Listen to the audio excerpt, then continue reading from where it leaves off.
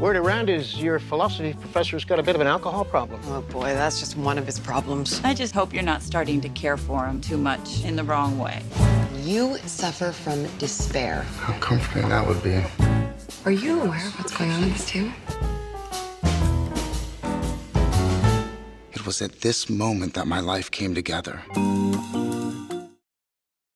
I spoke to you last year for Magic in the Moonlight, and we were talking about what was funny to you.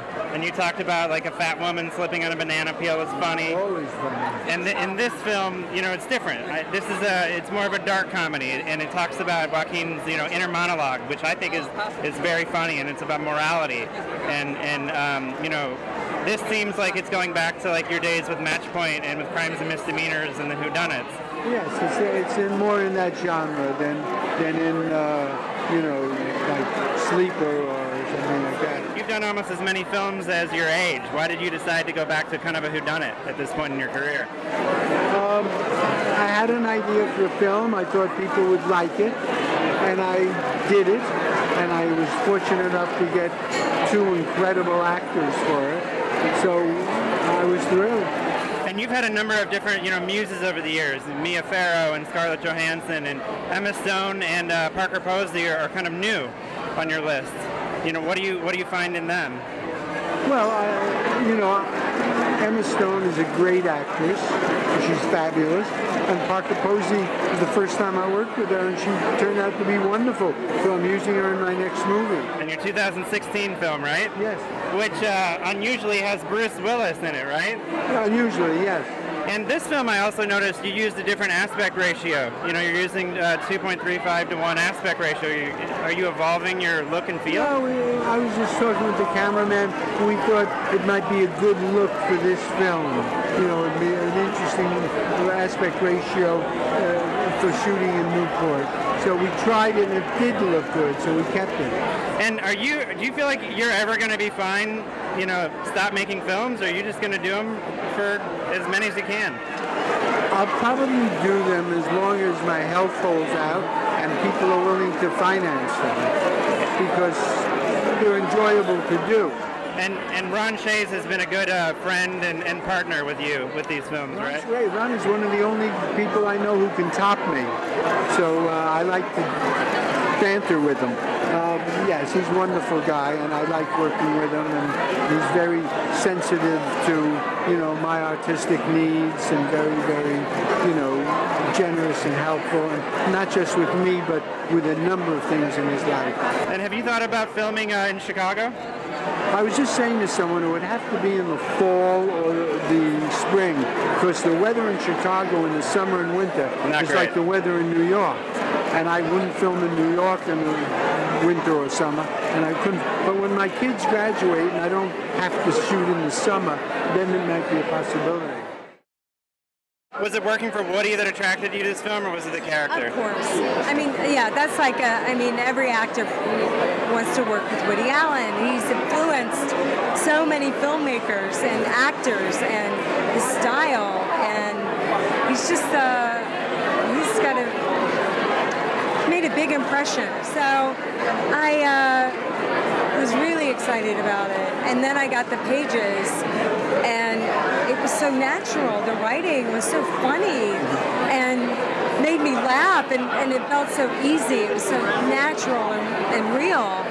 And then I got to set, and the tone of the material completely changed. And that was really cool. It was very dark comedy. It was very dark. Yeah. I did not know that it was going to be so dark.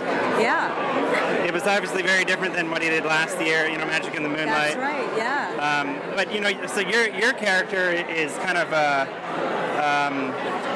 you and Emma Stone's character were kind of like the shining light of this very dark and tormented and suffering kind of person. Yep. And it seemed like it was a focus on him, but it also seemed very much like a female story. I think so too. They survived this irrational man. I love this movie so much. Such a great philosophy to the film, to filmmaking. There's so many themes. It's so layered. It feels like a Woody Allen film, yet it's so modern. I really love it. Worthy of you want to see it again. Right. You know, and the women do. They do. They're Emma Stone is like Nancy Drew, with their flashlight going into it's classic. And I'm the older woman who's very Chekhovian, Right. She wants to leave the college campus, and she has this yearning and this idea of what her life is going to look like at this age. And she has that fantasy. She carries it around, and she's also aware of it at the same time. It's just such a human thing, and I love that. I was so happy to play one of his women.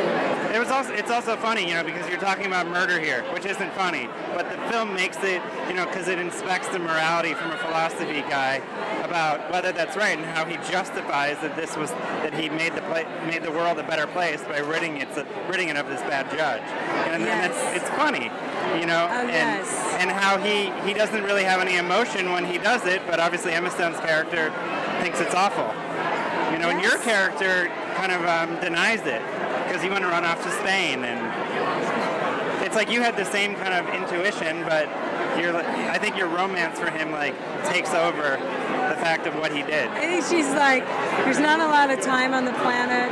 Right. She's got to get away. It's that yearning.